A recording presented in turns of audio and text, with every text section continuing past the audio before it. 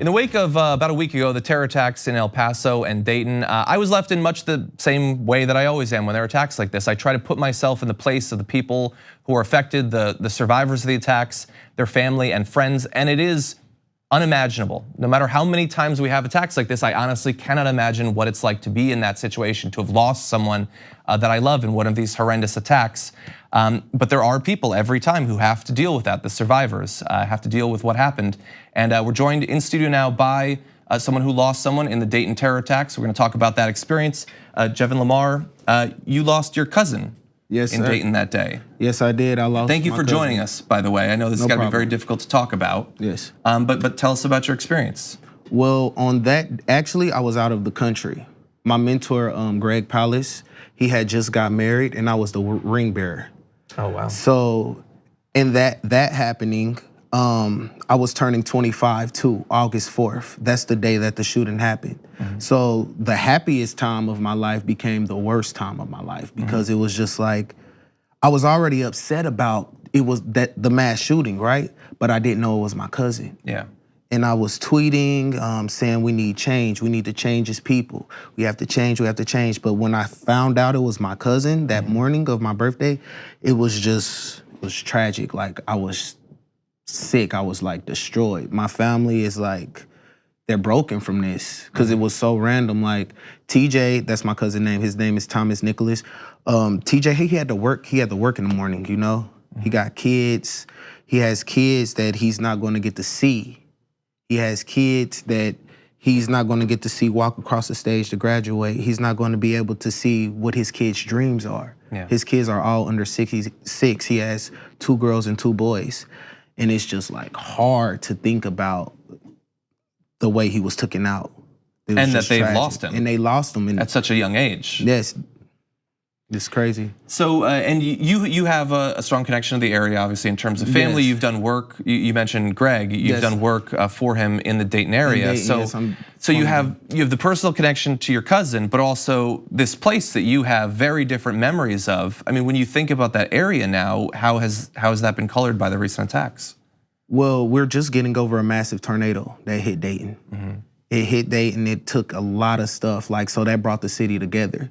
It seemed, it brought the city together. There's still people struggling and dealing with the tornado. Yeah. And then this massive shooting happens in the safest place to go, have fun. Dayton is pretty dangerous, you know? Certain areas you can't go. Like when you go to a club or a party, there might be shootings there. It might be, but that place, the Oregon district, is one of the safest places to go. Yeah. And I think it's crazy that doesn't happen there. Massive attacks, shooting, terrorism, it doesn't happen in Dayton. That's just unknown. It's shocking that happened. Yeah. Yeah, and that sadly, that's a story that we've heard about a number of different areas. Areas like the churches in different parts of the country. They're supposed to be the safest place. The last thing on your mind is that something like this could happen. Yes. And then suddenly your memories of that area are always going to be changed. You mentioned just a minute ago that you after you heard about it, you were tweeting about how there needs to be change.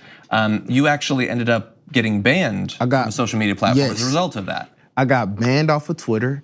I was hashtagging, these hashtags were trending. Trump's terrorist. White supremacist terrorists in my hometown, Dayton, were trending at #1. So I had tweeted an image. It was just a picture, and it went nuts. It was going nuts with a whole lot of retweets, and it said, "The only terrorists in America are white men with guns." And once I tweeted that, I got blocked off Twitter for 2 days. It doesn't seem like that should be an incredibly controversial thing to say, considering how many of these sorts of attacks that we've had. It's true. It's true, and it's crazy because I feel like we really have to change as people. The shooting in Texas, right? It just popped in my head. The shooting in Texas. Have you heard of the Central Park 5? Yeah, of course. Donald Trump put out an ad saying these kids, innocent kids, needed to be killed, death penalty. I'm pretty sure he didn't investigate. I'm pretty sure he didn't know what was going on. This guy goes in Walmart, kills innocent families. Yeah.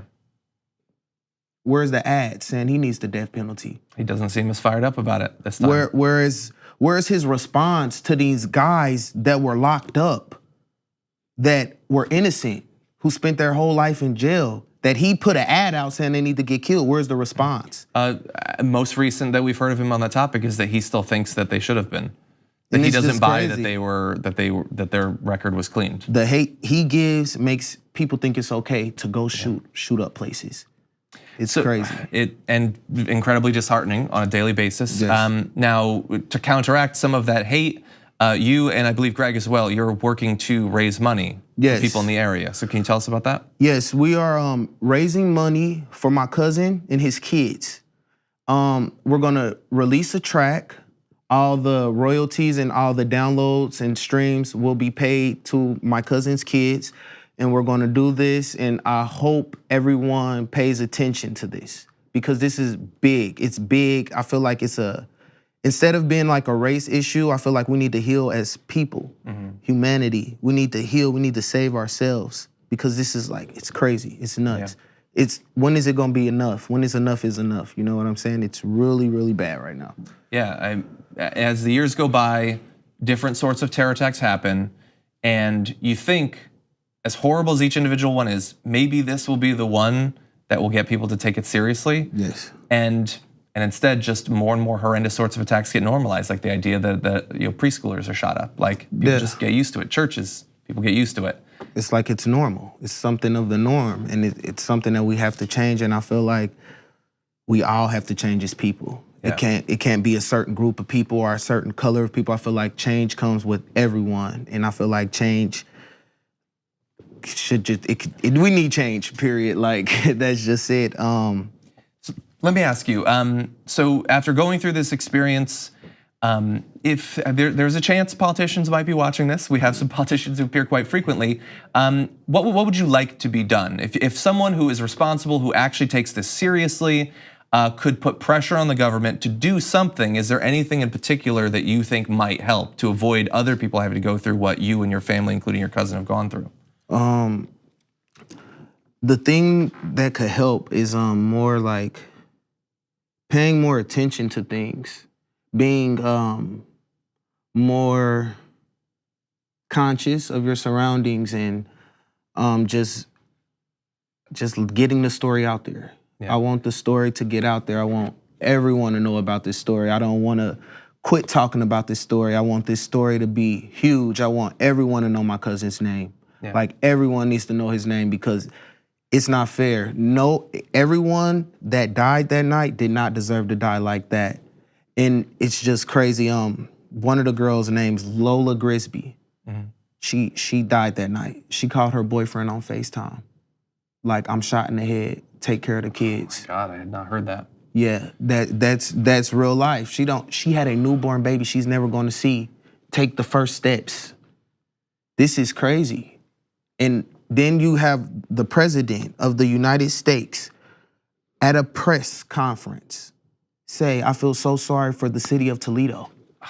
Yeah. This was that's intentional, man. Like, he does that just to disrespect us. Yeah. And I feel like that was definitely on purpose, and he doesn't care. He probably doesn't even know what happened just by that comment.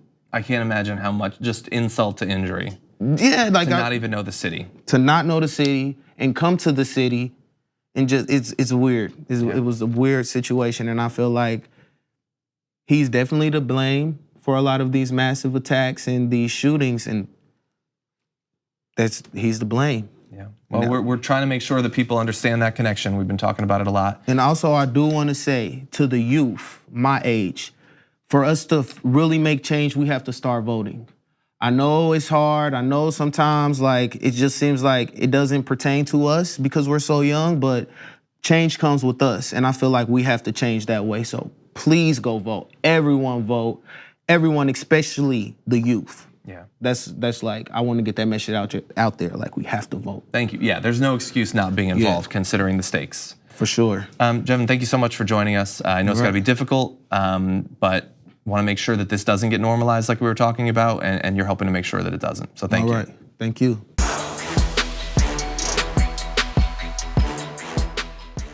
Check out the Damage Report podcast each day, wherever you get your podcasts, whether Pocket Casts or Stitcher or iTunes.